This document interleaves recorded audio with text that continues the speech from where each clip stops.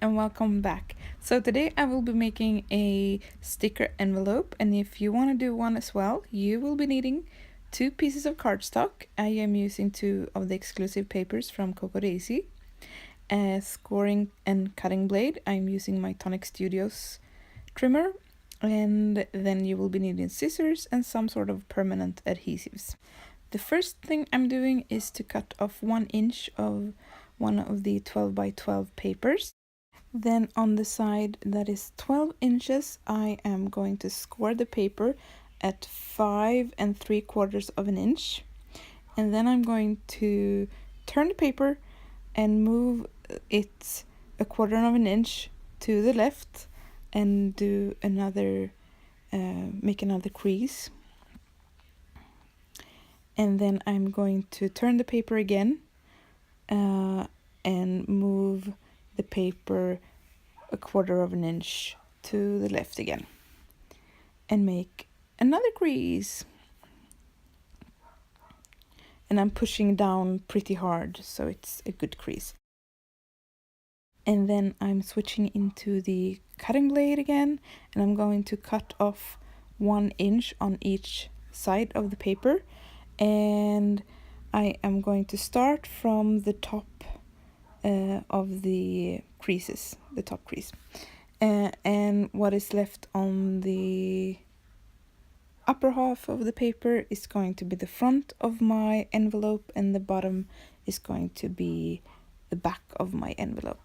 So I'm repeating the process on both sides before turning the paper and cutting the little strips off with my paper trimmer.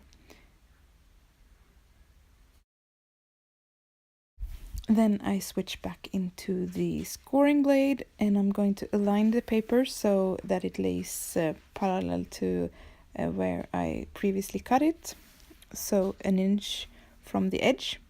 And I'm going to crease it there, and I'm going to turn the paper and I'm going to move it 1/4 of an inch to the left and make another crease. And so the second crease is on the what is going to be the outside of the envelope. I don't think I mentioned that before. Anyways, now you know. And then I turn it again, move it another 1/4 of an inch, so there's 1/2 an inch left to the edge of the paper, and I'm going to crease it. And then I'm going to repeat that process on the other side of the paper, so 1 inch from the edge of the paper, turn, move 1/4 of an inch to the left, make another crease, turn the paper. There's a lot of turning and creasing, so I think you kind of get the process. Then I bring out my other Cocoa Daisy exclusive paper, and I'm going to cut that little branding strip off, and then I'm going to take 4 inches off of this paper, and I'm going to use the strip that is 4 inches, and then I am going to cut it to size, so it's 4 by 9 inches. So I'm cutting off 3 inches here, and then I am switching the blade out for the scoring blade, and I'm going to make a crease at 1 inch, and this is going to be like the closing flap for my envelope. Then I'm using the scoring board to mark out 4.5 inches, which is the middle of the paper, and then I'm switching back into the scoring blade, cutting blade, and from the point where I scored the paper to the middle, I'm going to make a diagonal cut, just to create sort of a shape for the flap. I guess you could have it just as is, but I think it's cuter, and I don't know, I like it. I'm also using the scissors to cut the corners off on the strip that is 1 inch, and as you can see, I'm just trying it out, and I'm also going to round that little pointy bit because I like when it's rounded. And then I am going to bend the paper at all of the creases I have previously made, and now you can sort of see what I mean, that the chevron pattern is going to be on the inside of the envelope. So I've done the bottom half, and I'm going to do the same to the sides. And then I am going to cut the corners off, so it's going to be, it doesn't overlay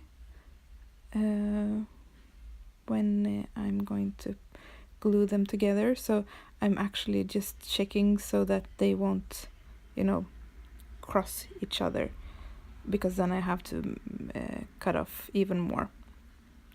And then I'm going to glue the flap to my front.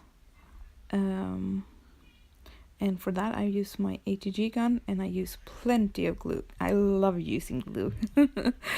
And I try to be as far out as I can so that it's not going to fall off or cause any unnecessary gaps. And I'm pressing it down so that it won't come off later on. And then I'm going to put glue on the back of the envelope, and I'm using my ATG gun for that. And I'm going to put glue on both sides, because once I have started to glue the sides together, it's going to be fairly hard to put glue on without, ripping stuff or making it look horrible. So I'm just pushing down the creases one more time to make sure that they are nice and flat, and then I'm going to align the paper and make sure that I'm happy with the way it looks before really pressing the sides together. And I'm going to repeat that process on both sides. And that is basically it.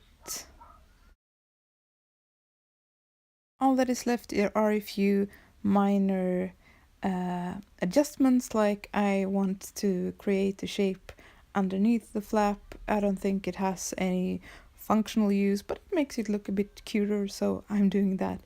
And also I'm putting some stickers to the front of the envelope, a couple of bags, and the word sticker adventure. Those were both in the scrapbooking kit, and I thought that they were fitting for a journey. And I grab another sticker that I dab on my hand so that it won't stick permanently, because I just want it to have it as sort of enclosure. And that's it. I have my stickers in, and it's ready to go. Thank you so much for watching. Bye.